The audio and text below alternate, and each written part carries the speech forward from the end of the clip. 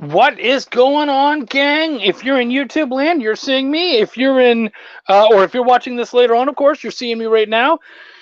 If you're watching this live, you're not, because no one is here in the first second. Not rarely, very rarely, anyways. But whatever, Anyways, I'm gonna try to make this happen. We're gonna get this live. We're going to have some fun tonight. Edit that audience. I'm gonna make this public, and then we can see what's going on with everybody. Dum, dum, dum. Cool. We're getting some comments.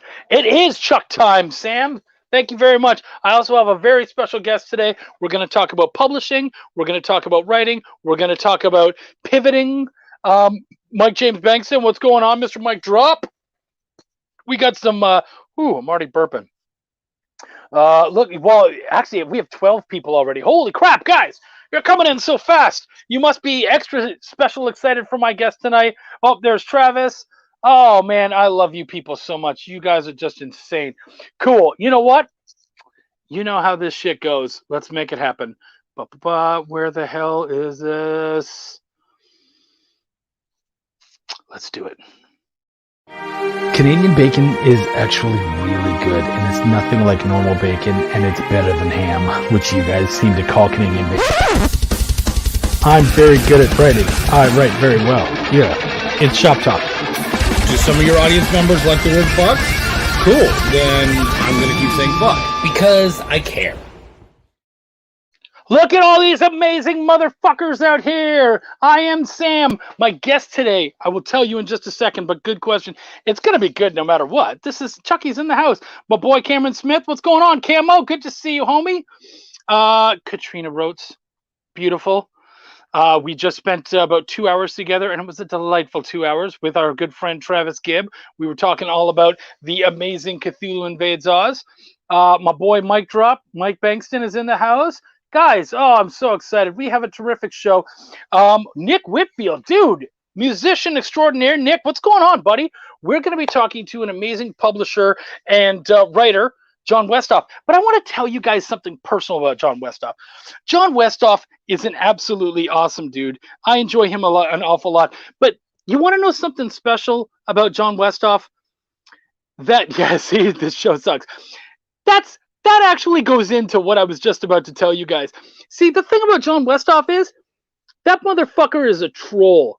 He loves to fucking rip into me. He loves it so much. So I could bring him right out right now and we would have a good old time. Or we can talk about other things and make him sit in the background like an asshole. Yeah, this is what he gets. So do you guys have any questions for me? We'll just leave him back there for a little bit, make him squirm. I knew I was going to do this, and part of me was like, he's such a dick. He'll probably just bolt and make me do the show by my fucking self. Oh, what's going on, Justin? I made him squirm. Well played.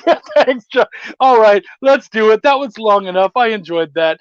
Okay, let's bring out my boy. I don't need to invite a guest. I will add him to stream. John, my troll. What's going on, homie? What's up? I only save my best trolling for the best people. So, you're always high on that cloud nine you ride on, the Chuck lifestyle. I got to bring you down a peg, dude, back to earth. You know what? And I like it. Every once in a while, I'm like, oh, this is what Cloud 7's like. Oh, okay, thank you. This is how the poor people live. This is great. Everyone's always sucking on that Chuck, and I got to just bring them down a little bit. I feel you, dude. I suck on it a little bit. I get you. Why don't you tell us a little bit about who you are and what you do to get this all going? Well, my name is John Westhoff, and thank you, Chuck, for having me on the show. I've been met Chuck through the Indie Comics Conspiracy Group, like so many of us. So we've known each other for a while, so it's nice to have another conversation. You've had me on a couple other shows before. I appreciate it. Yeah. Yeah, I am a small press publisher. I've been publishing for about a decade, previously under the name Kingbone Press. But some circumstances happened where we had to disband that company a little over a year ago. So now I'm starting off with my own venture, bringing in some wonderful collaborators under the name Part-Time Comics. So I like that name, by the way. I am a writer and letterer and trying to be a flatter right now, trying to learn flatting with coloring. I was actually doing that right before you called. So I dabble in a little bit of everything except for art. Well, I mean, coloring is part of art, so you're okay. Sure. Do you now? We're gonna go backwards into other stuff too. But while you mentioned flatting, does that bring down the price of having a colorist on? Like, are you able to get your coloring a little cheaper because you already flatted it? A little bit may not be worth the work, but I did negotiate with a recent colorist, and I said, well, I'm learning how to flat. So that's part of it. Being small press, you gotta save those dollars, and it saves them a lot of time. So it's not just being a cheapskate.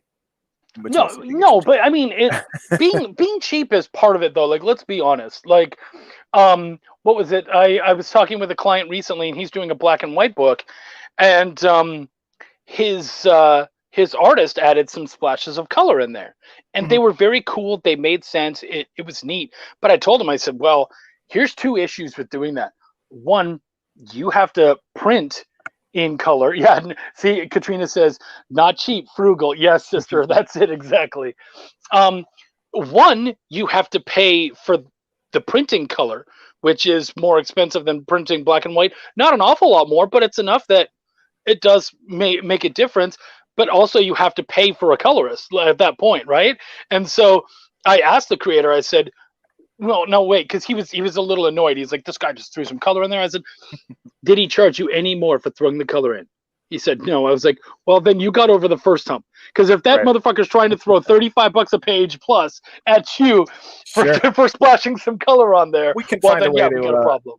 You could, if not all your pages are colors, it's not as much, and you can sometimes half-ass a grayscale out of it if you really don't want the color. But yeah, right. That is the funny thing, though. Usually you don't get extra for free, but. Right, and this guy was really nice. He was like, no, honestly, I think the color makes it better. It gives it more of that cyberpunk feel, which is what they were going for, and it was kind of like a neon purple that he added in there, and it was really cool. So yeah, it really he's a buddy of mine who's in ICC, so you'll see that down the road. But let's go back to you, because it's the John show today. It's all about my boy John. I'll ask the questions here, Chuck. Who is Chuck Pino? Second question. Who is Chuck Pino? He is me, and boy is he me. No, but you know what? We are going to try to talk about you a little bit more than me. Like 60-40 kind of thing, 55-45, whatever, however it goes. Fair. But right? Because hey, but so first off, you're doing CPS right now. That's on Kickstarter. So if you guys want to check that out, that would be great. If anybody wants to do a drop of the link in the chat so people can check that out, I would love for you to check out what he's doing right now. It does look really cool. I am a dick because he sent me the book. And as a lot of you guys may know, I've had a fairly chaotic couple of weeks, so I did not make the time to do that, and I apologize. But I am excited to read it. It might even get a review out of me. There we are, guys, right there. Our good buddy in the chat, John Westhoff, was nice enough to do that for us. John, whoever you are, thank you so much. Yeah, right. So, homie, why don't you give us your comic book origin story as far as a fan first and then a creator?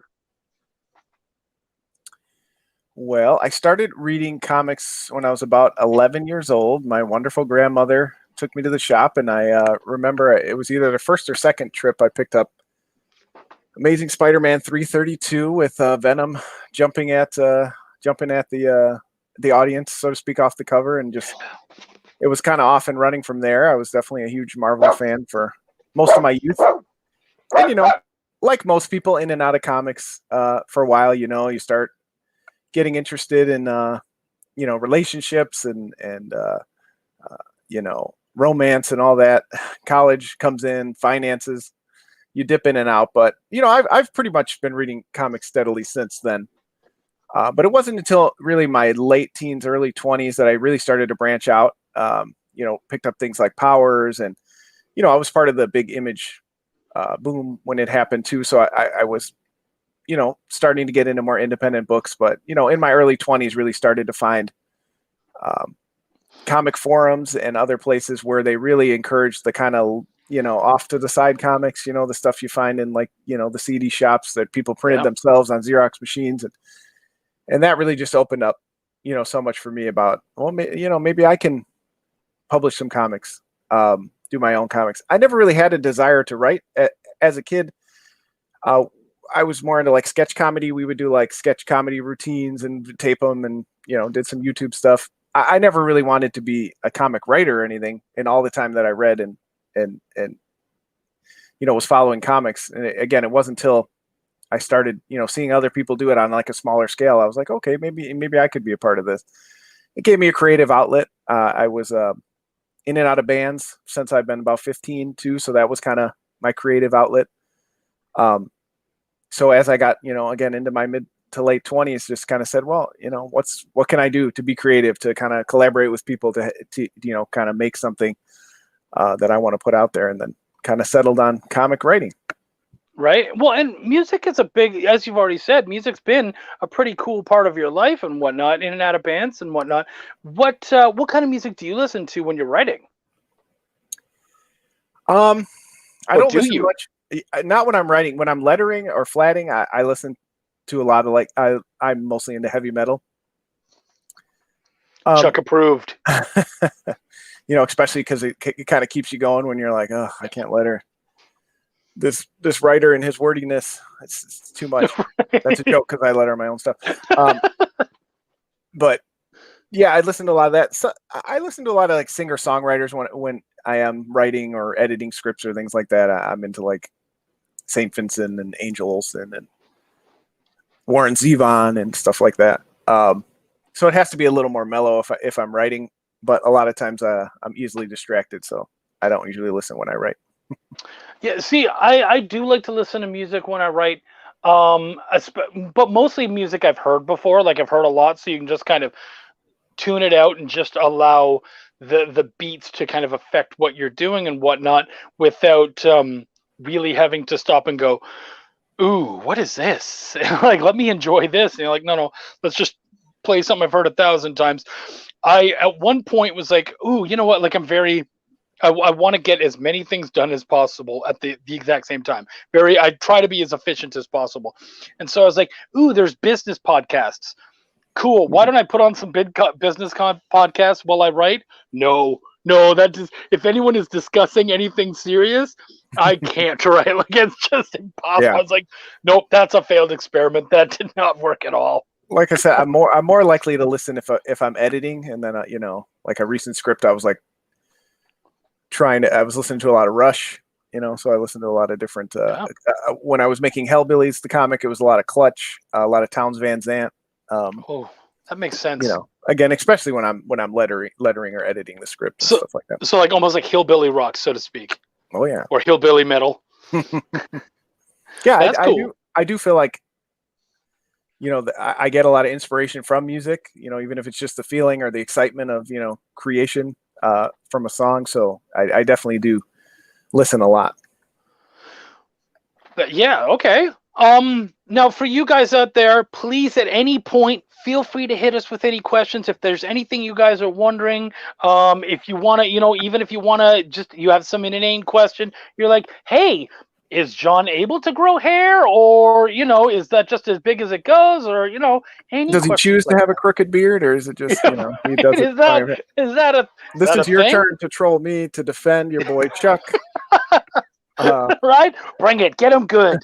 But yeah, no, but whatever you guys want to talk about, man, this is your show. We want to teach you guys, and I want to not only show off John and what he's doing and how he works, but also utilize his talents and his experience in order to make us all a little bit better. So that's really what this is about. So please, guys, hit me up. Whatever you guys want to know, we're glad to discuss and talk about. John, so you've got several different titles, and they're all very different. You've got Banthology, you've got CPS, what's Hellbillies, which I love. What is that, like a 200-page book or something? Yeah, 290 or something like that. It's pretty big. And I reviewed that whole motherfucking thing. I read all of it all the way through.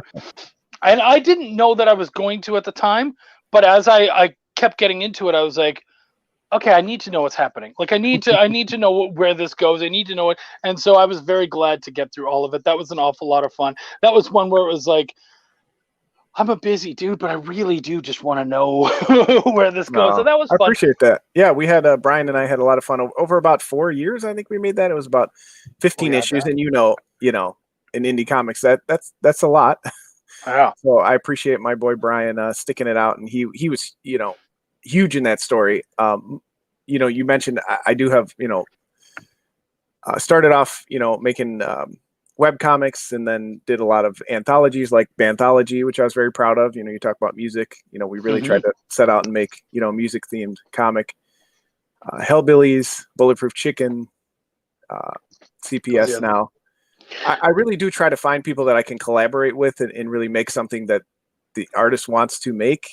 Very rarely do I have a script completely done and say, hey, are you interested in this? Because I think that is important to the creation process. And Brian was huge in Hellbillies. He came up with so many ideas, so many characters, so much. I've had people be critical of it, and that's fair. Everybody has different tastes, but the book really wouldn't exist without him. And CPS is the same way. Bob has had so much influence in the story, and I think if you can find people like that to work with, I highly recommend it, because to me it's so much better than handing them your script and they come back with what you wrote. And actually, you're absolutely right. It's huge because so many of us just have to be like, oh, hey, look, we have to either the thing I hate the most is having to go into those groups and say, hey, I'm looking for an artist with this style or someone who would work well with this kind of thing. And then you just get like, you're like the one hot chick at prom where everyone's throwing dicks at you and you're just like, close your mouth. You don't know what's going to get in there.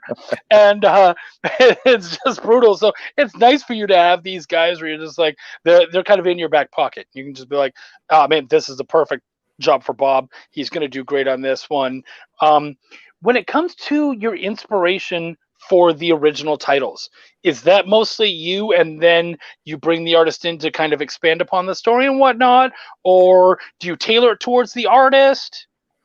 I definitely, depending on their style, I try to think about, you don't want to pigeonhole an artist, but if you kind of know, they're a little more cartoony or they're a little more action oriented, hey, is this what you want to do? I feel like I plant the seed, like, hey, I have a basic idea. Like my first story, which was a webcomic, Apocalypse Man, that was the first story I posted on the 11 O'Clock Comics message board. Hey, I'm looking for an artist. I have a couple ideas. Bob, much to his chagrin, 10 years later, he's the one who responded. And I kind of just threw out 3, 2-sentence descriptions.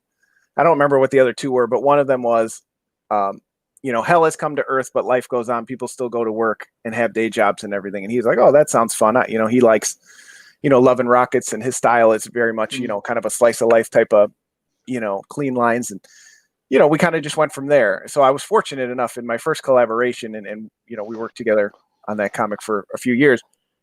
It just talking to other creators and going through that process, I realized you do need to come at them with what they want to draw.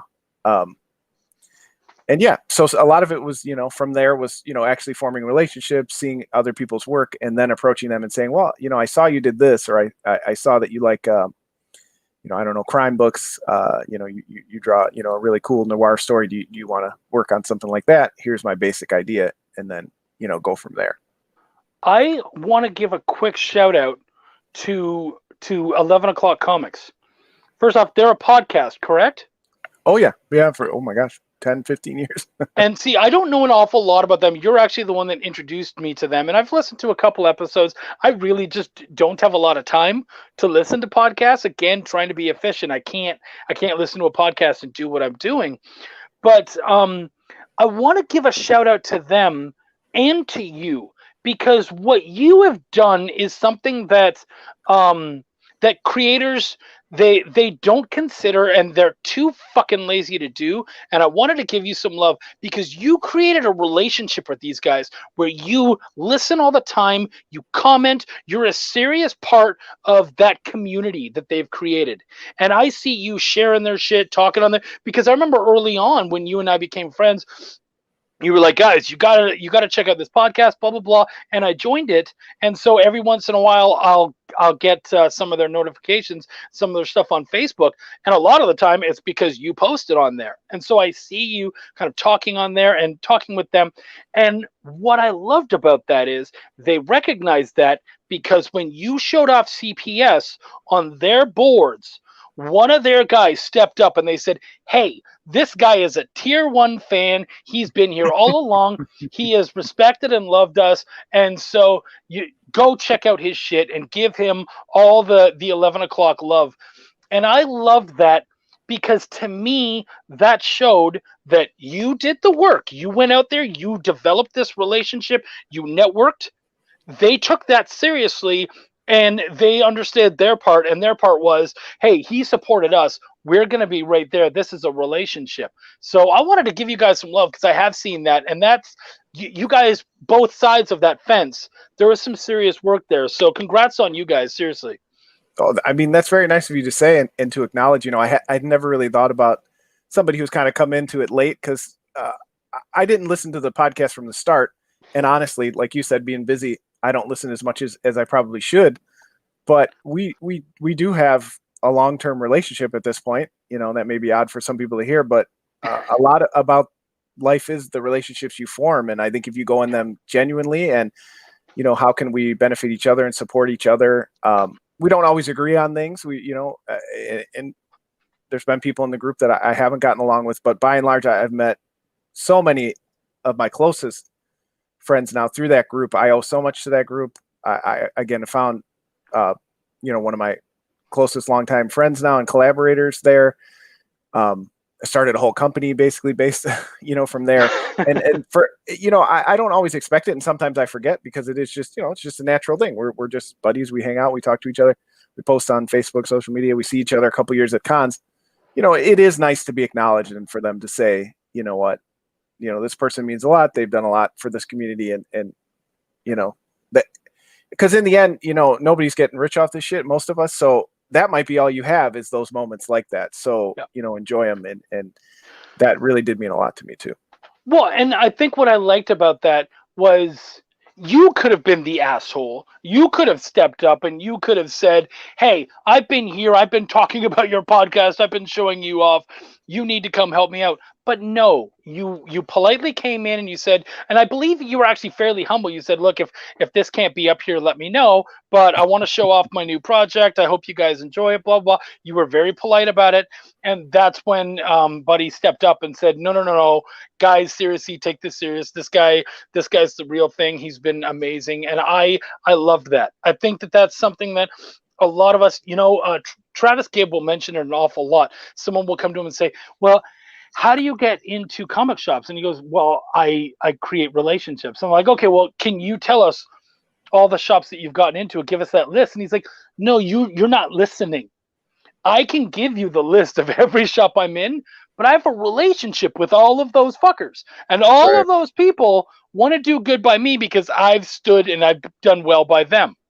So, yeah, you can go and you can cold call them. Hell, you can mention my name. But unless you have a real relationship with them, it's not going to do anything. And so I guess what I'm trying to highlight here is the importance of those real organic relationships, the actual like networking. We're not just using each other. It really is about who's kind of in your circle, who are your people. And I wanted to give some love there, because I really respected that an awful lot, and that was something genuine and organic. I remembered you being very surprised, and it looked like humbled by that. And yet, for me, as someone who has kind of lurked in the background like a fucking creep, I've seen that kind of develop. And so when that happened, I was like, oh yeah, that makes. I hope that I would have acted the same way as the 11 o'clock guys and been like, nope, this guy gets the A1 treatment. Get that fucking red carpet out. We don't have to dust it off, but at least get it out, and take care of the guy. No, I appreciated that, and I appreciate you acknowledging that, because that means a lot. It's similar to how you are in a lot of groups too. I definitely mentioned I was on a recent podcast for Southern Fried Geekery, and I mentioned your group and how much it's helped me get back into making comics. Because honestly, 2 years ago, I actually almost clicked the button on unfollow Indie Comics Conspiracy, just not wanting to be part of any groups, and kind of stuck around and just seeing you guys, be genuine to each other and really help each other. And who the core, Oh, yeah. 12 to 15 guys are Yeah. and gals, I should say, in those groups. You're one of those people too. No one does anything completely altruistically, right? We'd be lying if we said, there isn't times where, we want some reciprocation, or we want, something from people. Let's not kid ourselves. But I do think you can tell who's genuine and who's not. And I think for those who struggle with that part of relationships, you're right. When you tell them, I got this shop to pick up 50 books, they're like, oh yeah, I'll call them right away. Well, it does take time. It takes relationship. It takes trust in you. That's a big part of comics. As much as we don't want to acknowledge it, it's about relationships. It's not about, schmoozing people or tricking them into getting your books. You really have to genuinely want to work with people and do the best for both sides, which is it's not easy. A lot of people just, we want the easy path. The question they ask at every panel, right? How do I break into comics? Well, right. I think you're asking two different questions. Some people are asking, how do I, have $1 million Kickstarter instantly? And then other people are saying, how do I genuinely get people to read and like my books? And that second part is the hard part. And Steph, you're correct. I do like a good who doesn't, right? Tom Hutchinson, give me mine. Well, right? Like, and that's kind of the attitude, so to speak. I will tell you that, like, and you got it dead on. It's not always completely 100% altruistic. There is this, I think if you're thinking about it correctly, or at least in my mind, there's this part in the back of your head. It's all about Chuck for sure. Yeah, thanks, buddy. There's this part in the back of your head that goes, I really hope that they hop on and they want to be a part of that, but you don't want to force it.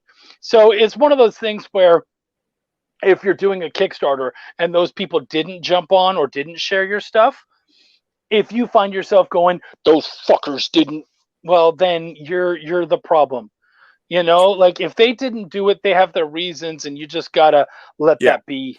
And I think you peek behind the curtain. Chuck talking about this before, so I might be jumping the gun on him here. But you talked about part of what you wanted to talk about today was past mistakes and how you roll with that and how you kind of reinvent yourself. I've had those moments too. I'm here to acknowledge that. I'm a social worker by trade, and I try to preach honesty, and I think part of helping others grow is being honest and upfront and talking about these things. I've certainly done that. I've backed someone's Kickstarter, they haven't returned the favor, and I wasted, so to speak, an hour or so of my life, grumbling about it and texting people going, this MF, he backed us for $1 and we gave him 50. If you go in with that feeling, you're going to burn yourself out. Yeah. Because of course we all want reciprocation for a lot of these things, but it doesn't always happen. So if you go in,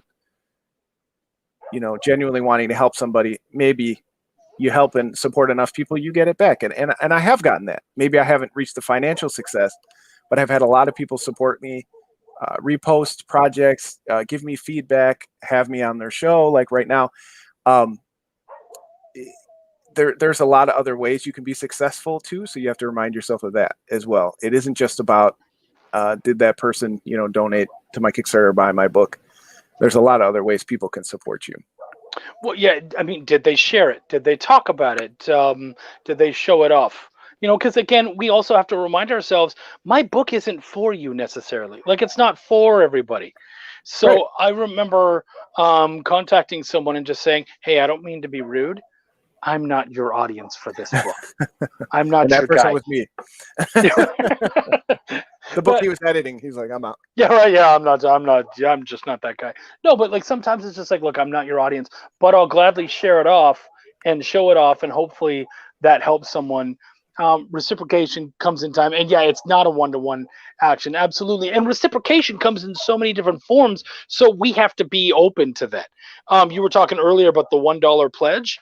I tell people that dollar could be worth thousands, because especially on Kickstarter. That's why I love Kickstarter so much. It's almost like a secondary social media, because if I go in Absolutely.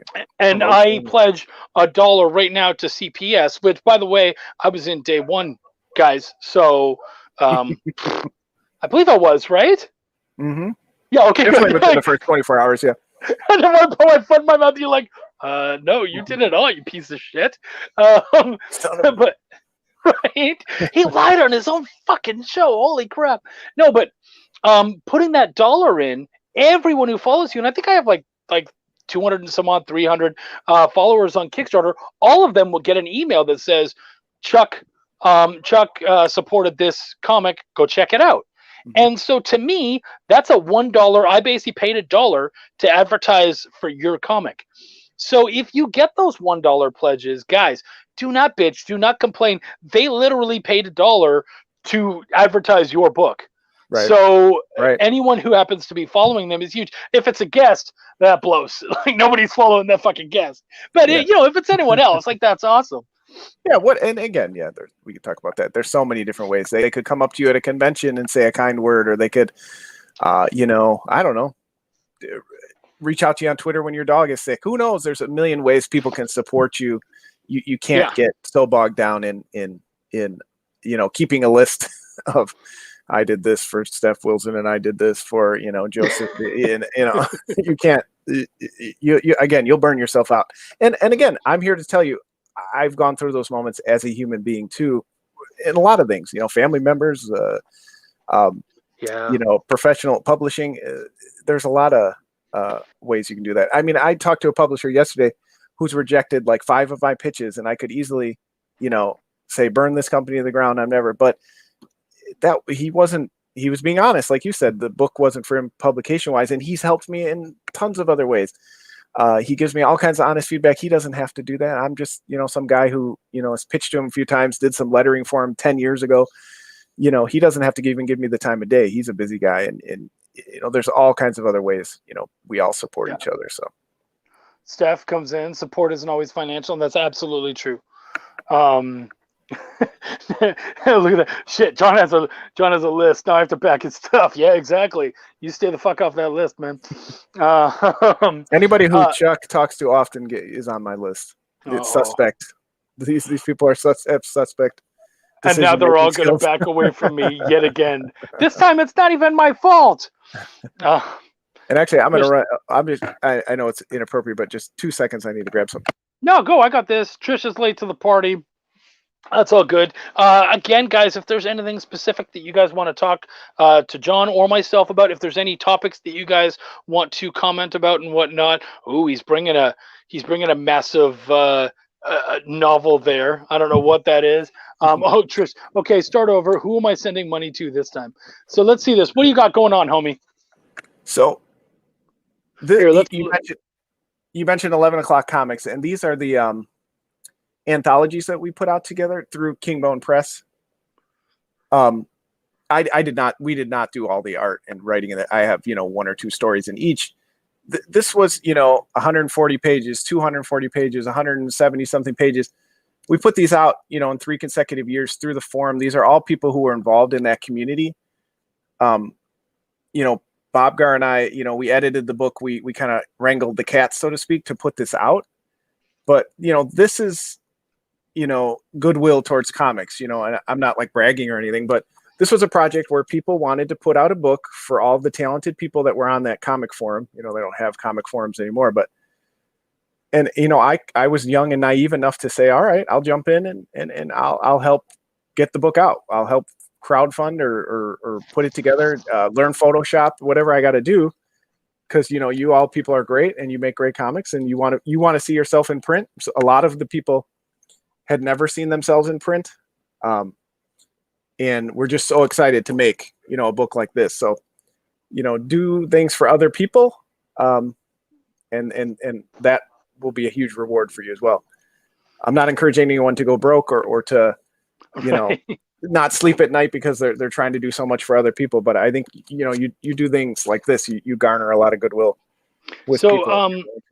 Trish was asking, who do I support this time? This is, if you check further up the chat, this is, he has even if you just want to check out CPS on Kickstarter, you should be able to track him down, and yeah, they'll be able to talk about that. It's Child Possession Services. Possession Services. It's about a social worker who works with children who are possessed or have been recently possessed. Yeah, so we got to talk about that. Yeah, actually, Wendy put it up too. Ah, baby, you're just a keeper, lady. Wendy just dropped the mic drop. She did that for us, so she's great. Daniel Barker said Real Villain Comics. I guess that's you, buddy. So if we're gonna send people to you, I hope you're bringing the power, man. Let's hope that when they get there, they're all excited, because you're showing that off. What books do you do? Of course, he already said he has a ton more. So check out his stuff on Part Time Comics. Do you have a website? So right now, unfortunately, we just have a store envy with some of the product. I'll post it here, but need to work on the Facebook page too. Yeah, you can find me through social media. So put those on there. Tom Hutchison comes in. 16 people watching. Who are these people? I mean, clearly they have zero taste. Questionable judgment. Steph said, zoom in on that display case behind him, because he's loving what you've got there. Look at that, guys. Holy shit. Here, I'm gonna solo Leo that for a second. First off, that drum kit is fucking killer.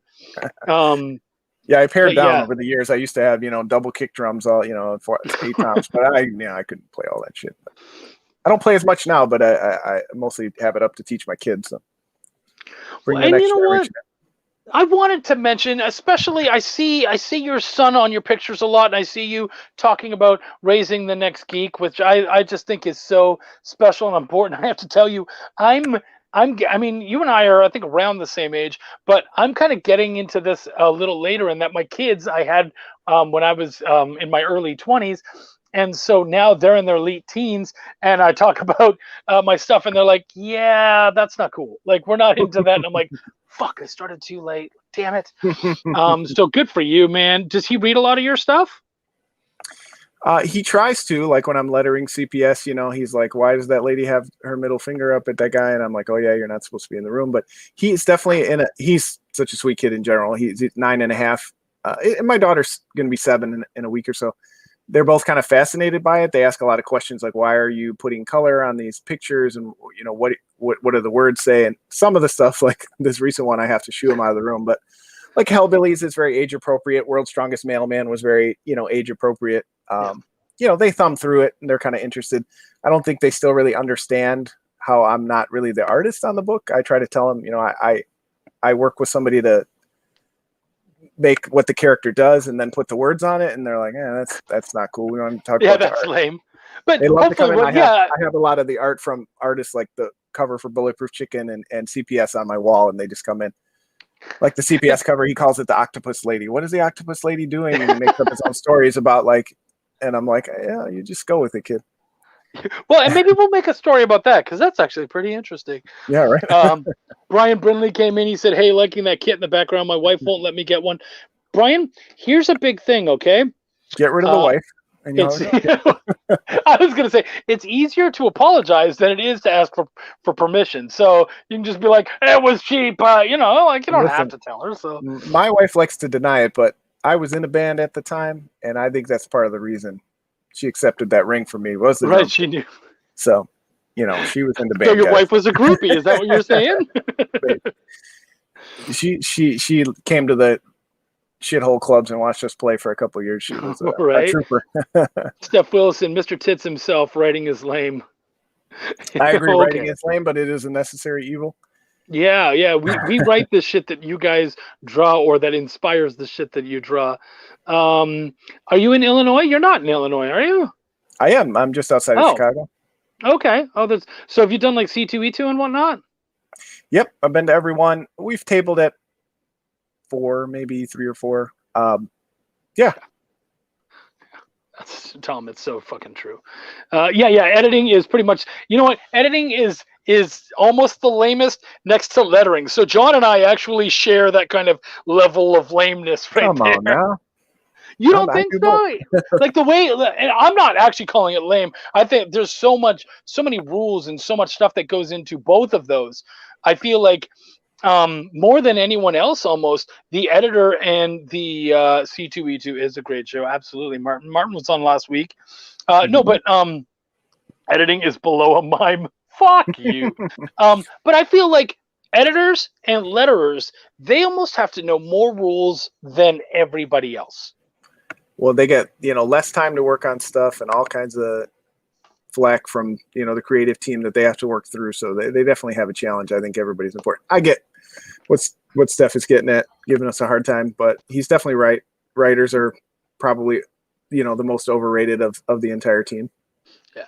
Martin, I don't know if you noticed, I didn't see, I've been basically on live for the last 3 hours, but I sent you a message. So you've got something in your email, buddy. I think you'll be happy with that. So another peek behind the curtain, Chuck is the first real editor. I won't say real, but the first, official editor where I thought to myself, I want someone to look at this project before I present it, to someone else.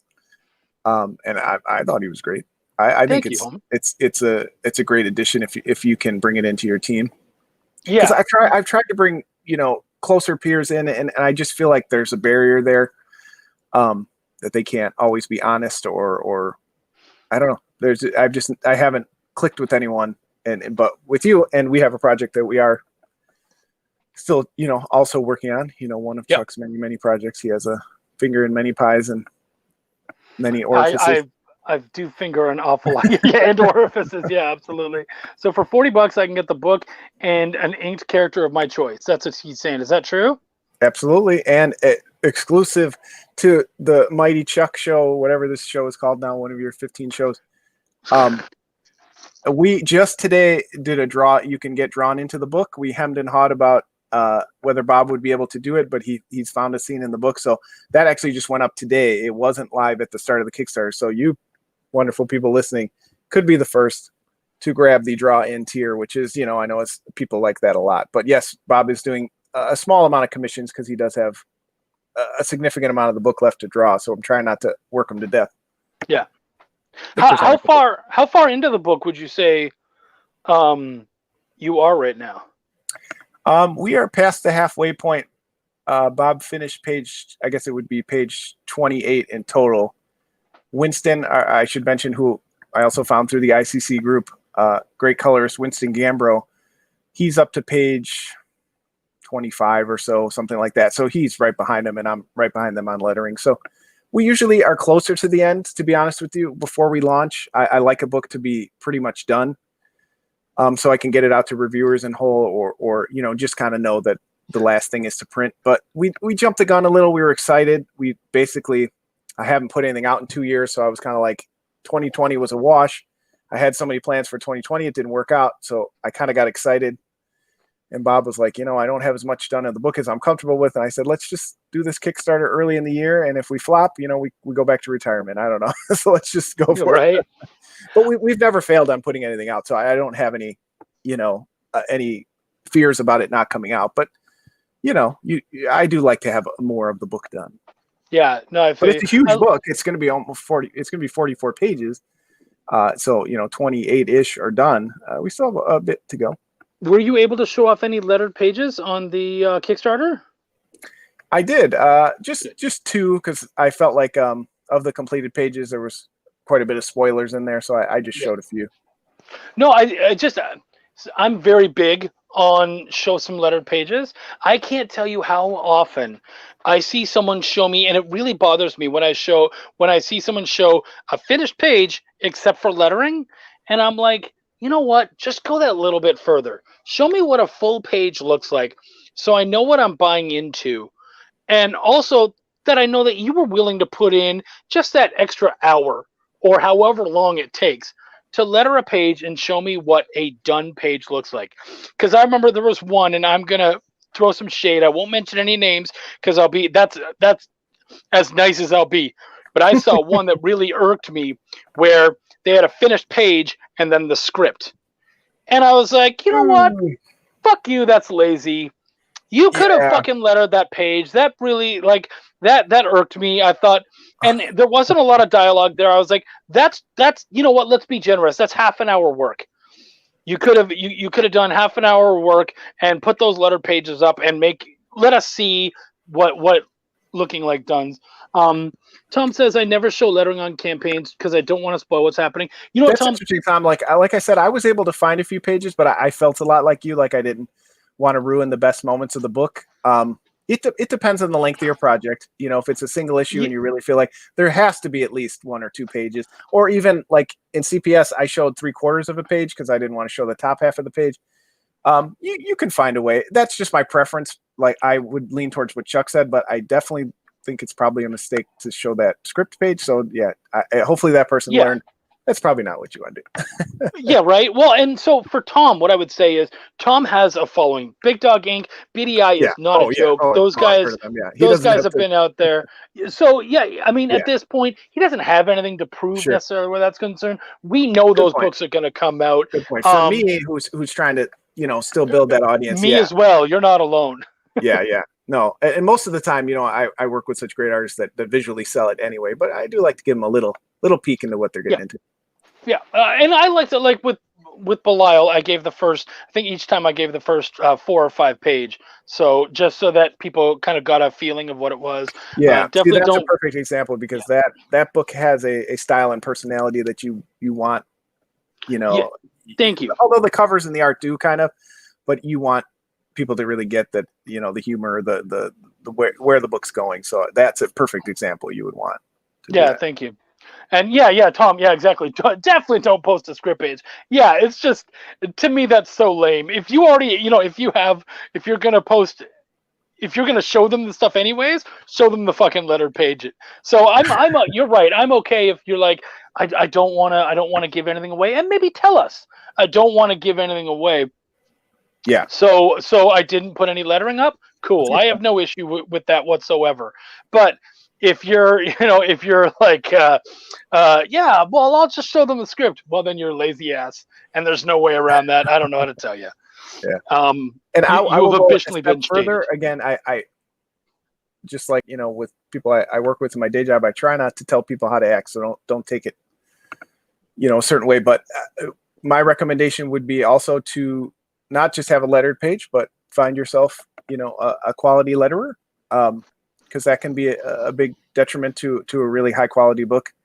My lettering early on was very rough. I look back at it and I lament doing it, but I worked on a few smaller projects, and then now I'm to a point where I do feel like I'm a decent letterer.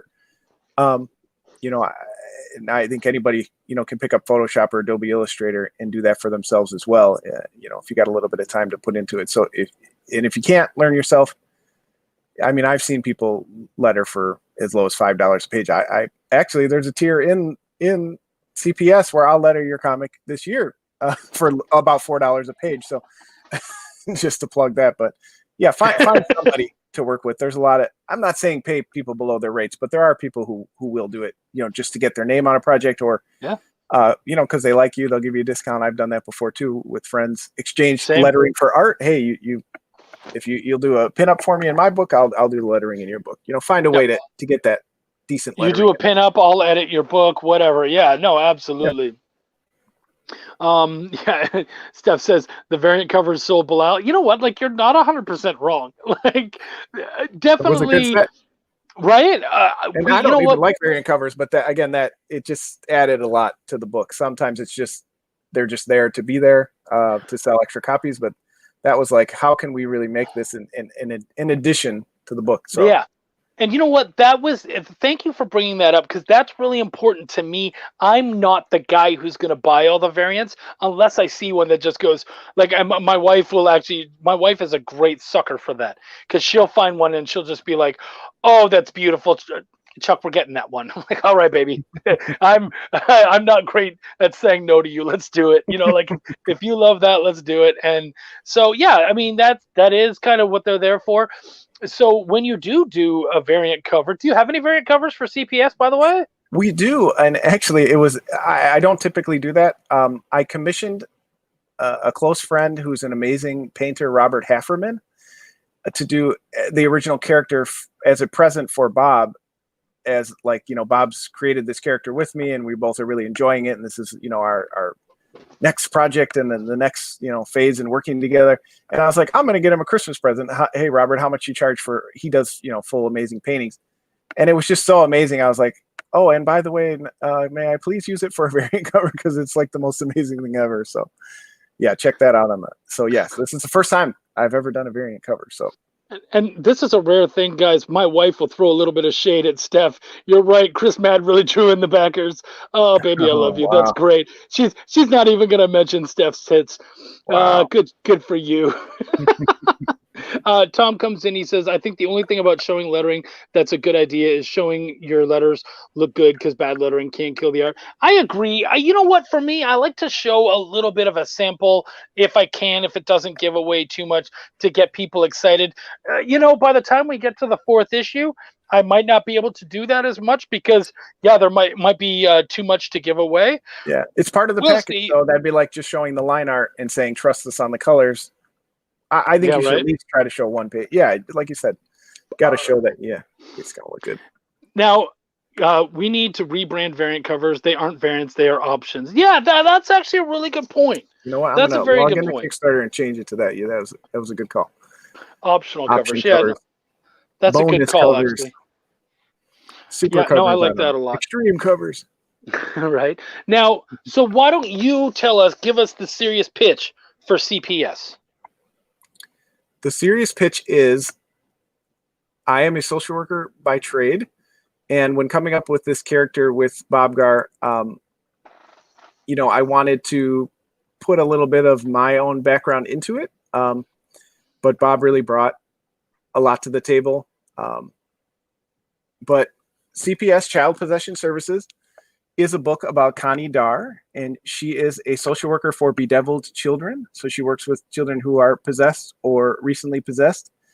She works with families in trying to work through the aftermath of that. The world that we've created is possessions are very common, somewhat like a book like Belial.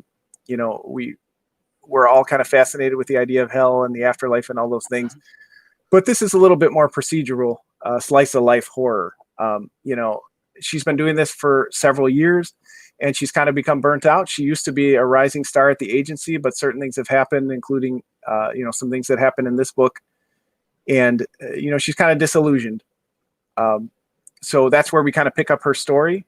She's in her early 30s. She's single. She's working a job she doesn't like for a government agency that's very poorly run, and all kinds of bureaucratic and moral ambiguity that happen when the government takes over the response to a crisis in the community. You can imagine how that would go. So it's definitely like a love letter to Constantine Hellblazer and BPRD and those kind of books that we like that, have horror and monsters, but they're also about, the characters and the BS that they go through in the everyday. So like BPRD meets Ally McBeal sort of thing? Sure. That sounds good. Now your main character, she's East Indian or she's Middle Eastern? That's correct. What was there something about the culture that you were interested in bringing instead of just the regular old white guy, or was there something specific you were going for when you decided when that was the choice you made? So to be honest with you, that was Bob Gar pushing, and I think it's great to surround yourself with people who are going to push you in different directions. This story was originally, Bob needed, he was doing an anthology and asked if I wanted to write a short story. And I said, well, I've had this idea for a while about, a social worker who works with possessed children. And as most things start with me, it started as a joke because I'm kind of a joke. So I said, Bob, I want it, because Bob loves Constantine Hellblazer, and her original name was Constantina, and it was just going to be a one-off joke of what if a woman was Hellblazer, but she worked with kids. And he's like, I think you actually have something here, and you're talking about like hell and mythology, and what if she was an East Indian woman? And again, just surrounding yourself with people who make you think differently is incredibly important. I consider myself, again, as a social worker, somebody who's, empathetic, and I work with a lot of different people. But as far as a writer, I'm not always comfortable stepping outside of that zone. I know that's, a topic that people talk about a lot. There's a lot of, Caucasian characters, and it isn't always that we're not trying. It's that, do we have that genuine window into, writing another character? And once Bob said that, I remember two people who, particularly one who I was very close to, whose family was of Arabic descent, and another was was Persian, who shared a lot of issues they had with being involved in just a lot that can go on with persons, in that background. Particularly, both were in arranged marriages that didn't work out, and how that affected their relationships with their families. And I won't name who they are, but it just, once he said that, once I had a genuine, real place to pull from, somebody who I felt like was real. That now, of course, this is entertainment, so some of what she does, the chain smoking and other things that she does, is you create a little bit of a character to it. But a lot of what I think about when I think of Connie feels real to me, because I had a real background to pull from. And again, that was really Bob's suggestion. And really, he wanted to do it because he thought it would make, the mystical elements a little more authentic. And he just wanted to draw somebody different. Yeah.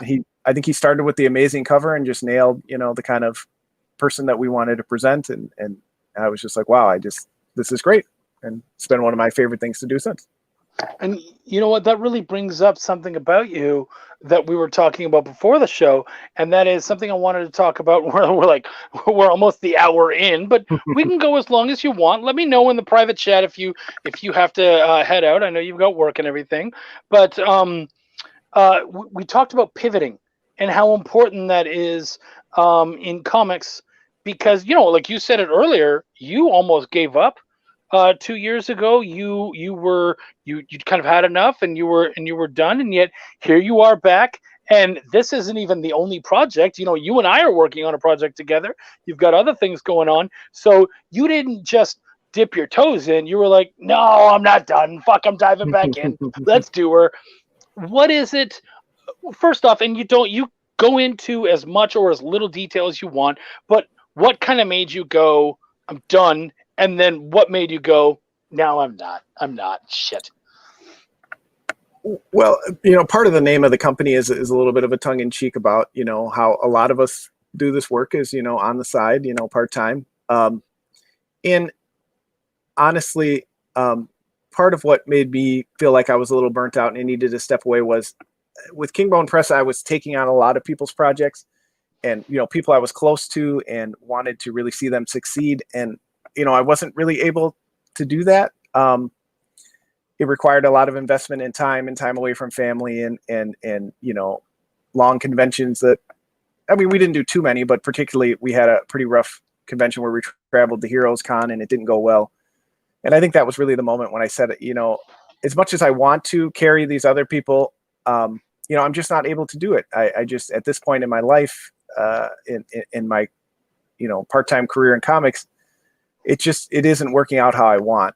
So I kind of need to refocus on myself. It sounds selfish, but the best way I can support other people is by not, and none of them ever approached me and said, John, you let me down, or I only sold 20 books and, you're the worst. They're always been great, but I don't think they even really realize how much I can set out a project and fail, and then I'll be fine. But when, I try to bring people I care about and I'm close to with me and want to see them succeed, and over again, we weren't able to really get any traction and grow our audience. It just got to a point where I said, I need to reset. Some personal things happened. My mother lost her husband, a lot younger than she thought. This was after we kind of stepped away, but that definitely reinforced focusing back on family. Yeah. Again, my kids were growing up and requiring more, and it just didn't seem like it was a feasible part of my life that I could really dedicate, because it does take a lot of time. It really is a full-time, part-time role if you want to do it right. So just kind of recharged and kind of, like I said, staying in groups like yours and the 11 O'Clock Comics and other, podcasts and other creators I've met, just kind of reignited the fire to do it. Well, and it's funny. So, you had stepped away. I mean, even in the short time I've been in comics, I've seen a fair amount of people step away. And I think as other creators still in the mix, a lot of us, because there is a really good community here, a lot of us are the knee-jerk reaction is to say, no, no, no, you can't give up. No one likes a quitter, that kind of shit. Okay, first off, that kind of talk has to fuck off. Absolutely. The last thing I want to see is John give up on his dream. But even beyond that is I don't want to see John bang his fucking head bloody against a brick wall Right. and focus on something that isn't the right thing for him to be focusing on in his life at that time. And so I think what we need to do is kind of take up this mantle of being supportive and not pushy. Like, okay, man, if you're sure that that's what you want to do, but we're here for you, man. And if you ever decide to come back, there's always a seat we're going to keep warm for you. And I think if you kind of, treat it like that, like, I will throw a name out there. My good buddy, and maybe yours too, Scott Weldon, had said he put up a post and he basically said, you know what, he went through a divorce recently. He's had all these personal things that happened. 2020 kicked most of us in the dick. Yep. And he just said, I don't see the point of renewing my business license. And he felt like as a business, it was not working anymore. And so many of these people wanted to rah him and come in and say, no, you can't quit. He's going, guys, I'm not saying I'm quitting. I'm saying that this business right now is not working. So right. I'm going to step back. I'm going to keep creating on my time. And he actually messaged me, I think either today or yesterday, and basically said, well, this, when I was trying to write the next book, and I know because I've worked with him as an editor and whatnot, proof or mostly, but he comes to me for, ideas and all that kind of stuff. I get to be one of those guys. He kind of chats with and whatnot. And I think the next issue is 9. And he came to me with multiple ideas for what 9 was going to look like. It's going to be this. And I'm like, that sounds great. Nope. I scrapped that. It's going to be this. Oh, that sounds really good too. Okay, cool. Nope. It's going to, and eventually I was just like, I don't know what to say anymore. Like, they're all good ideas. What the fuck do you want? And he said to me, one of the best things is making this announcement for myself, because now I'm not worried about how I'm going to push the book. I'm not worried about the marketing. I'm not worried about anything else. I'm just worried about making a really good fucking story. And, there's something in there. Mm-hmm. And I think that's something that we need to consider. And so focusing on you and your story, you had this rough act where you were like, nope, I gotta step off. What key elements came into you pivoting and going, okay, I'm gonna come at this, because obviously you disbanded King Bone and you've come back with something else. What were the key pieces to you sort of picking up and going, no, moving forward, this is how I want to do it? Well, I think a lot of it was personal life wise. I was doing well at my job. I felt like financially I could, spend more time doing it, more, sink a little of my own money into it to get things started. I mean, it sounds like, again, it's selfish, but, part of the idea started to creep into my mind to have, control over direction and how we promote and everything. Bob is great. He was my partner in Kingbone Press, and we also brought in somebody else, Jason, late. I'm not saying it was a bad experience, but part of the idea of kind of resetting under my own terms appealed to me. And again, just, kind of having other people get excited about comics in general, and just had a lot of these stories, ideas that were really brewing, and I'm getting closer to 40. And I started just thinking to myself, you know what, let's take another stab at it. If in 3 or 4 years, I'm not where I want to be, then I made a good run at it. I focused, a little bit on the stories I want to tell. I have some characters out there that I'll enjoy. And that, when I started thinking about that as more of a focus mission, it appealed to me, to get back in there. Well, and I think there's something in there also where we have to remember, just because someone is a good creator and they're a good person doesn't mean that we're going to work well together. And so, sometimes you just have to go, oh, you know what, this dude or this lady, they're great people, but we don't work well together.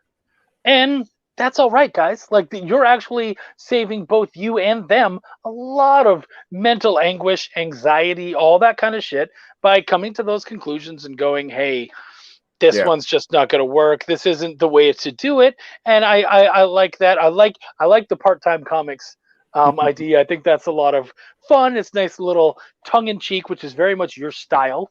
It's sort of how you tend to do things. So I like that. How much of that is in CPS, by the way?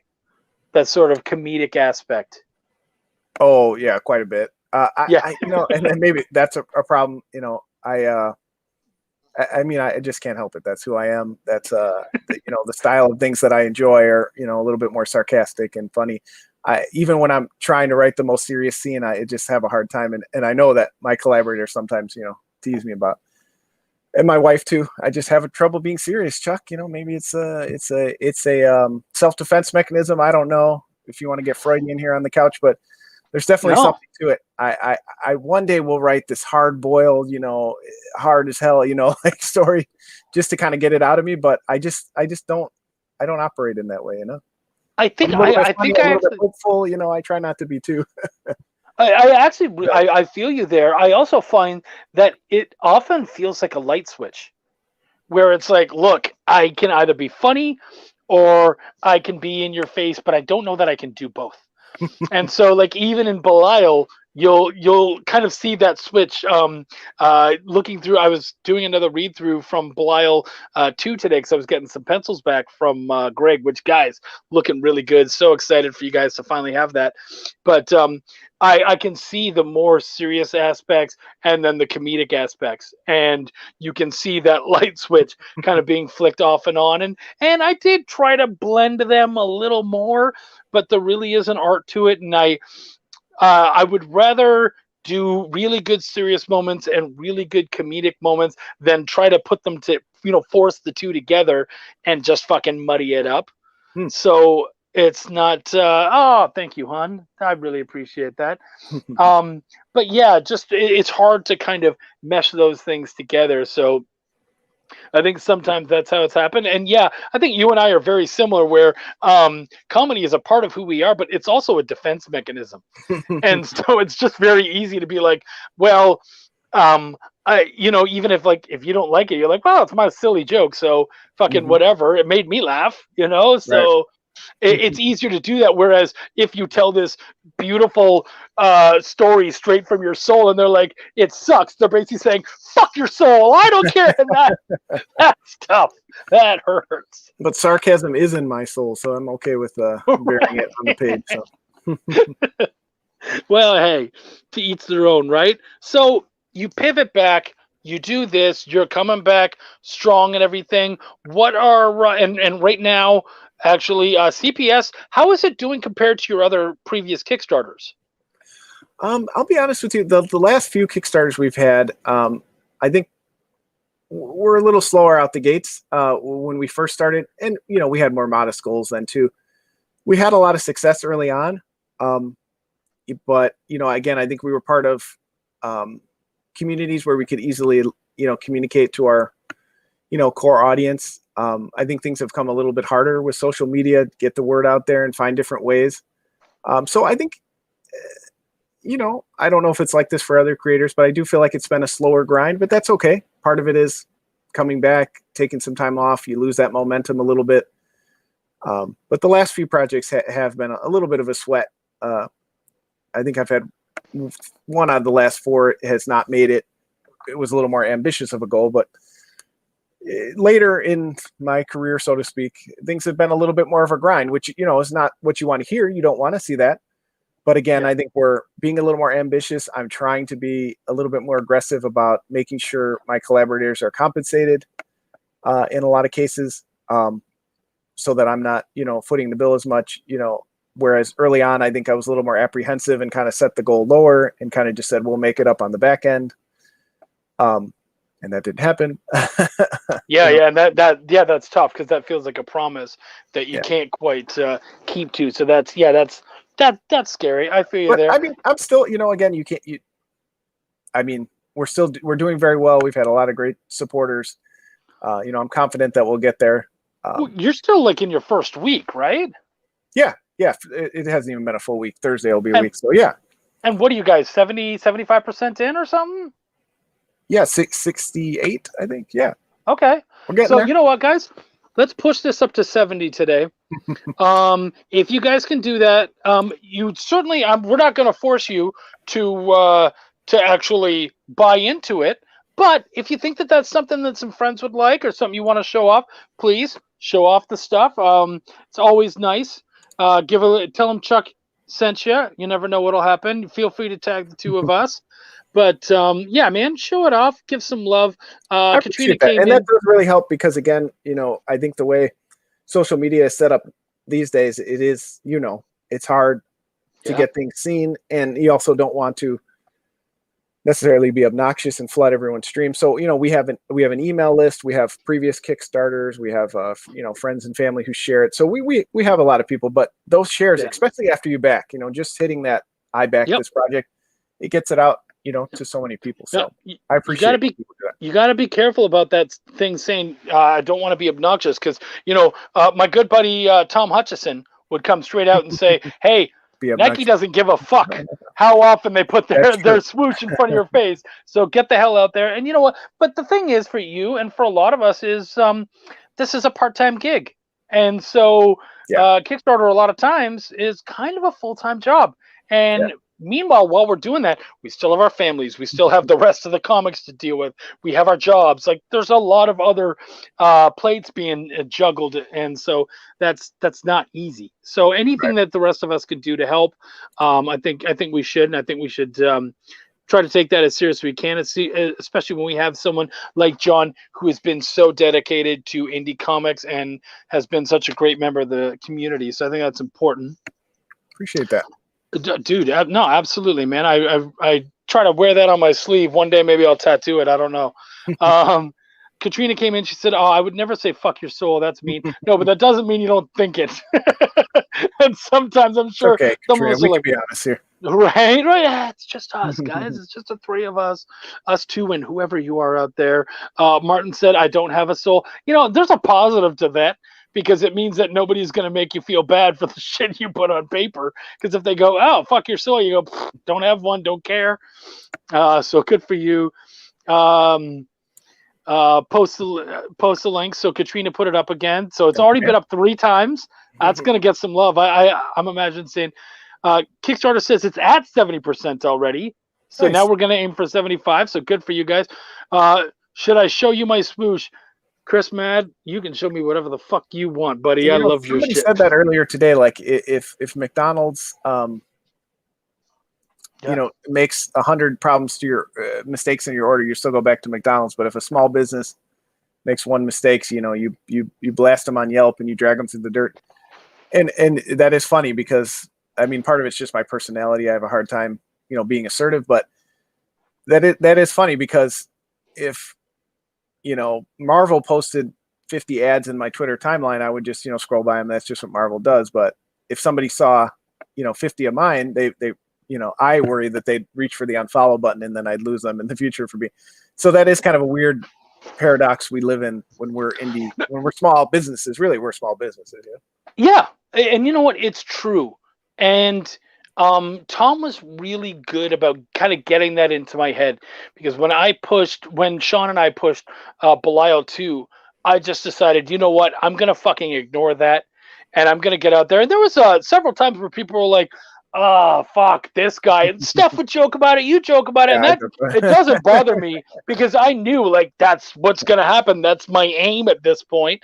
But I got to tell you, the numbers don't lie. I feel pretty good about how everything went. So, I think there might, and again, I that was just something that I kind of took, a play that I took out of Tom's playbook and several other people, where I was just like, yeah, you know what?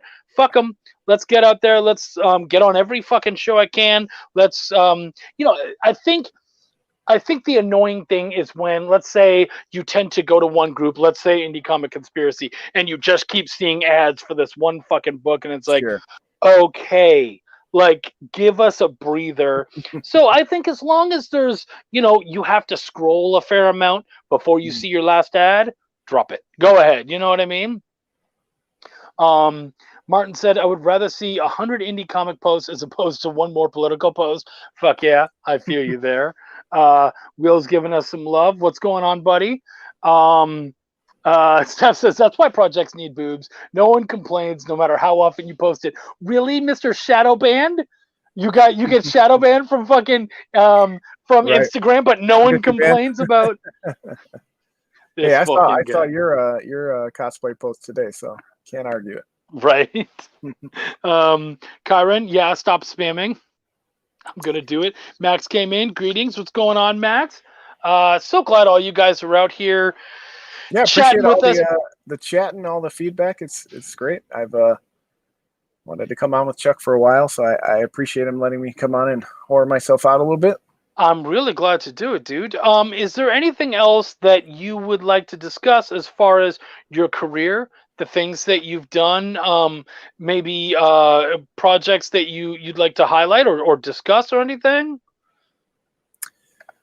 No, I mean, we covered a lot. I do appreciate it. I'm certainly no expert. I never try to claim that I'm an expert. I have limited experience, but I try to learn from other people. And, again, great groups like, the one we're in together and several other ones. If you're ever having a question, don't hesitate to reach out. Questions about printing or finding, printers or, I don't know, page margins. I don't know. There's a wealth of information we can share, because I know early on there was a lot of people who helped me. I knew basically nothing.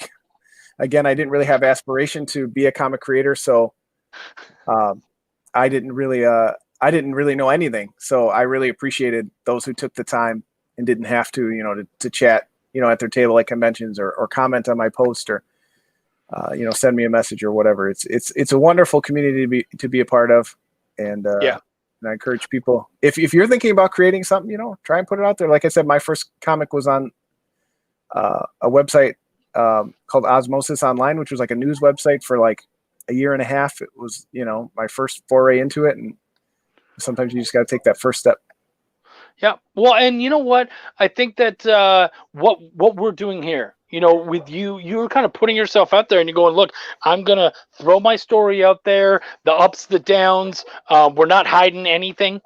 And just, people get to learn from that. Asking those questions is really a big deal, kind of getting out there and just sort of, all of us are here to kind of help you out. I mean, obviously, maybe not actively, but if there's something that we can do to ask, to help you out, that's exactly what this fucking show is all about. If you guys have any questions or there's anything you want to know, that's what these people are here for. Max DeVille came on. He said, Chuck can be found anywhere. His guest is the highlight. You're not even wrong, dude. You're like not wrong at all. I'm excited to show these people off to you. Am I supposed to pay these people for the nice comments? I didn't know am I getting charged? I was talking to Travis today, Travis Gibb, and he said, so who's on tonight again? And I said, yeah, I got John Westhoff on. He goes, that's cool. He's never on shows. Like I don't see him often enough. And I said, yeah, man, I mean, he's a busy dude. He's got all that. So really glad to have him on. He's like, cool. I want to check that one out. And so I think it's nice to have people like you on here where someone like me, I'm a fucking mouthpiece. It's not hard to hear my thoughts on things, but someone like you, we get to hear your story. We get to know where you're coming from, and learn from both your mistakes and from your triumphs. So I'm hoping that next time you and I talk, we get to talk about CPS as this triumph. I hope so too, but I'm always happy to talk about the mountainous amount of mistakes that I've made over the years. So anytime anybody wants to try to learn from that, I have no problem with that. And right. And I appreciate people like yourself who facilitate the conversations and the joy of comics. And, that's part of what, drew me to somebody like you. You are, we joke that you're a mouthpiece and you're everywhere, but you are, one of the rare people in the community that's really, it started with watching your show, Chuck's Raw Reviews, and just your excitement about, sharing other people's projects and things you enjoyed. And I've just kind of seen you over the years just continue to grow your brand, which is, it's you. So it's not hard to grow yourself as a genuine and enthusiastic person. So I appreciate Thank you, dude. Thank you. That really means a lot to me. And you know what? I feel like this is a nice slice of karma for me that I get to that I have been able to be out there enough that I'd like to use it however I can to kind of help show off other people, whether they're above me or wherever you see that spectrum, like whatever the fuck it is. Because I don't know. I think usually we know the people who are way above us. And we know the people who are just getting started, and then everyone else, you have no fucking clue. So, right. I mean, you've definitely done stuff that I haven't done at all, and I know that I've done stuff probably that you haven't done either. So you and I are in that great little middle space where we just get to be buddies who have experiences both shared and differing. So that's a lot of fun. We did have a question. Martin Piero came on. He said, who are some of your early inspirations or the folks that helped you get going? Well, again, I was part of the great 11 O'Clock Comics message board group early on in their podcast career, so to speak. People were on there like Dave Wachter, who's he's doing an Iron Fist book now, and Steve Bryant, who does Athena Voltaire, who also has a Kickstarter going for that right now. Please back that. Just people who had years of experience and just took the time out to share their knowledge with people they only knew as a screen name on the internet, or maybe met at a convention once or twice. People like that really inspire me to want to be part of this community. I may not always make the best and most original books that will outsell Neil Gaiman or Alan Moore, but comics is that rare medium where if you work hard enough and with a little bit of talent, you can get your book on the shelf right next to Amazing Spider-Man. You can have the Amazing Chuck Pino on the shelf if that's what you want to do. And you don't get that Spider Chuck, but that's okay. You don't get that in other. You're probably not going to do that in TV and movies, maybe, but that's even rarer. Comics, people, again, we've said earlier. How do I break into comics? You make a comic, you've broken in. You sell it to a couple shops. You may not get it in every shop, but I've walked into a shop and said, hey, well, you're willing to sell our books? And they put it right on the new, for this week. And it was very exciting. I was up there with all, books, like Walking Dead and other things. And, that was a really cool moment for me. So it was funny. I talked to Fabian Nesesia, and I asked him, I believe it was Fabian. Now I don't even remember. But I talked to this comic creator who I absolutely loved his work and everything. Went and spoke to him, and I said, how do you break in as a writer? And it was a very newbie question, and he looked me dead in the face and he said, I have no fucking clue. You want to know how to break in as a writer? You be in Brooklyn in 1984. That's what you do. There you go. Because he goes, I know how to do it then. Now I would have no fucking idea. No one would see my shit at all. And he gladly cursed away. And I was like, oh, I love this dude. This is great. That sounds like it's being like horrible, but no. You set goals for yourself, and if your goal is to, again, sell 1 million copies or outsell Amazing Spider-Man or to write for Marvel, honestly, few people get those chances. But if it's just like in music, if my goal is to be a #1 Billboard seller, I'm probably not going to get there. But if my goal is to make music and I make my own albums, or I don't know, a band teacher, you're still making music. You're still, living your passion. So be realistic with what your goals are. And the other part of that is him saying the landscape is always fucking changing. So I have no clue what it's like now to start out from nothing. So I can't help you. I can tell you what I did, but the world of comics has changed so much since then that I'm probably no good to you. And I appreciated that, actually. The honesty of that statement really spoke to me, and it meant that he was taking my question seriously, which I appreciated. Steph Wilson says, oh, John, you don't have to suck up to those. He doesn't have to, but he did. So shut the hell up. Let him do what he wants to do. Yes, I do. And I think Martin asked, as far as like writing inspiration, if he was asking, I'm very big into Jeff Lemire, Matt Kint. I don't necessarily think I write like them, but I do try to put a lot of emo moments into my books because I am an emotional man. I'm okay with that. Trish asked, said, Chuck, are you going to hook John up with Henri Compan to get his stuff out there? No, hon, you are. Hey, You thanks. just mentioned them. Henri is always trying to get indie comics out there and indie comic creators out there. So maybe give him a holler. Tell him you've got something to show off. And you never know what comes from there. So just solid dude, great guy. And he's an indie comic creator as well. So Oh yeah, I've absolutely seen Henri. amazing. He's Such a good dude. He's on the scene.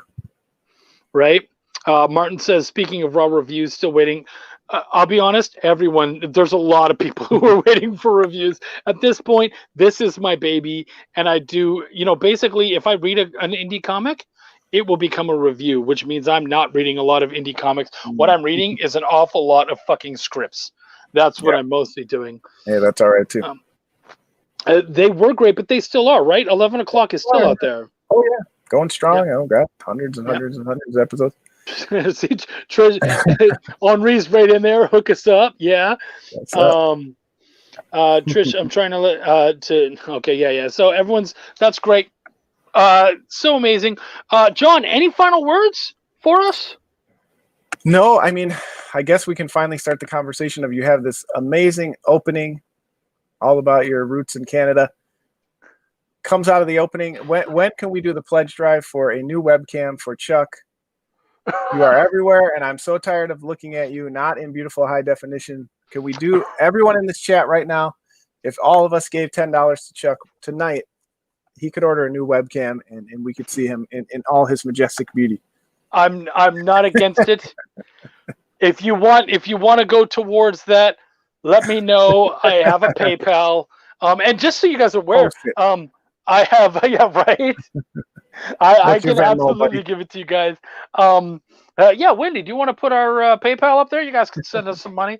But in all honesty, guys, this is my phone. Like, I use my phone for this. I have a real mic and all that kind of stuff, but it doesn't work with the phone. So this is what I do right now. Even my laptop, the camera doesn't work that well. If that's what you guys want, I never think like that. Like, I never really worry about that stuff.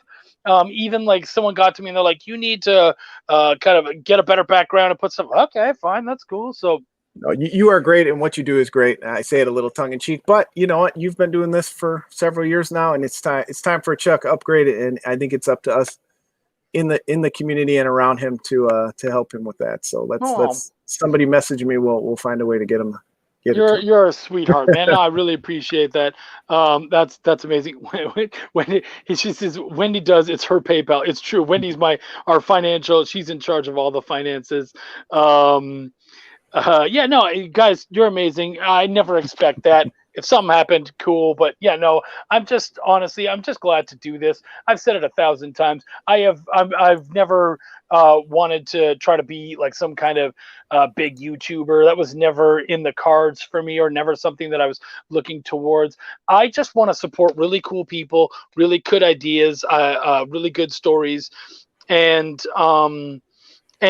be an acting member of the community. I think being an ambassador for what we do and who we are, it's something. I think you are successful in that. And I will say, when I first met and saw your stuff, I saw it on YouTube. Again, it was raw. You put it in the title to kind of tell you, I'm just going to talk about this book for 7 to 10 minutes and give it to you. And honestly, the first couple I listened to, I'm like, oh, the production's not great, but your ambassadorship, your enthusiasm sold it. And I think I know I'm teasing you here, but no, I love it. That is a great message. Just do it. Stop worrying about what the supplies you have are. Get your number 2 pencil out, draw your book. Like I said, I have a free version of Photoshop that I've used for years. Letter your own books. Just take that step, whatever. If we spent all the time trying to get everything perfect and then go forward, we would never do it. And you're just somebody who says, here I am, I'm going to do it. And it works well. And I think that's a wonderful thing. Thank you, homie. Thank you. I really do try to live that. I think we all want to be the best versions of ourselves, but at the end of the day, we're all also raw and flawed. And if you try to hide that, people are they're gonna try to dig. So why let you dig? It's right fucking there. Go ahead and grab it. I don't give a shit. Henri thinks I should have a Canadian flag background. I have a That I Canadian agree flag. That's not a bad idea, actually. Just You should put just it wear the there and maple hang it leaf down. constantly. Right. For Canada Day, I'll often get my flag and wear it like a Superman cape. Except Canada Day and Independence Day, they're so close that I've had a couple people get angry, like literally angry at me, for doing that. And they're like, it's Independence Day weekend. I'm like, motherfucker, it's July 1st. This I'm is just visiting. Canada Day. You guys It's don't not get a whole Independence fucking Month. weekend, We get the whole month. right? Like, just America. I'm asking for one day. Chill out, eat my poutine, shut the fuck up. I mean, Um, you are a Canadian who willingly moved to Texas, so you're literally like the worst person on earth. oh, 100%. I won't even hide That's that. the nexus of hell. Oh, that's sweet. Henri said, and Chuck, you may not realize this, but when I came on your show, you helped me get my writing groove back. Dude, I just love you guys and what you do, and if that happened, cool. Thank you. Maybe I don't know if you give me more respect than I deserve or what, but I'm just glad to have you guys on and talk about your stuff because I love what you guys do. Like I said, I loved Hellbillies. I had a fun with it. Was it perfect? No, but it was really fucking fun. So Michaela comes on. Dude, are you still talking? I wrote 3 chapters and came back to Facebook to see you still talking. Hon, you've watched this show tons of times. This is no little half an hour Did you know jump that through you the were on park. 2 hours before this? Right? This is Sorry, some fucking marathon ass shit. But we are just right?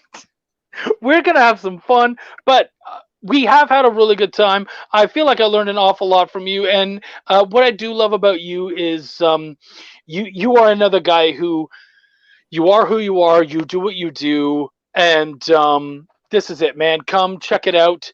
And if you like this, or this, I think you'll love what I do. So I think that's great. I think you're definitely someone to keep an eye on because you're willing to play and not think about, like, you're not someone who's going to necessarily focus in on the marketing aspect of what is this. You're someone who's just going to come out. You're like, I have this crazy idea that we can have some fun with. And I love that about you, that whatever you're going to do is going to be outside of the box, really interesting and fun. And so I would just implore you to keep it up, man. It's fun. I think as long as you're able to just keep enjoying yourself, you've got a long time ahead of you, man. So keep it up. Appreciate that. Yeah. All right, guys. Thank you so much. We love you guys very much. Can you tell them where to track you down? So you can hit up the company account on Twitter at Part-Time Comics with an X, or Instagram part_time_comics with an X, Facebook at Part-Time Comics with an X. I am on Twitter at anti_drummer, where Chuck is not there enough for me to harass him, so I have to go into the dreaded Facebook to find him, which is my name, which you see here in the chat. So yeah, you can find me anywhere, or just Google Part-Time Comics with an X, and it comes up pretty much everywhere. And thank you for everyone who's put the link in the chat. Thank you, Katrina, and everybody who's participated today. This has been one of the best interviews I've ever done, and I appreciate all the crowd participation. Oh, they're great, right? Thank you guys so much. So next week I have DC Giant Justin Gray coming out, which is going to be, big deal. Huge get. So excited for that. I would hate to be the guy coming before him. Fuck. But yeah, that's going to be a big one. Really excited to sit down and talk with him. So guys, if there's anything you want us to talk about, he's got his book Spicy Pulp, which is on Kickstarter right now. We're going to talk about that. We're going to talk about probably his time in DC and his time in comics and all sorts of stuff. So we've got tons of great shows coming up for you. So many amazing things, literally riding the spectrum. All the way down to little old guys like me, all the way up to DC Giants. Whatever we can get for you, I'm going to try my very best. So keep coming out. Thank you so much. For my good buddy John here, really appreciate you coming out, man. Thank you so much. Thank you, guys, sir. Anytime. Guys, My name's Chuck. I give a fuck. Take care of yourselves. Have a good one.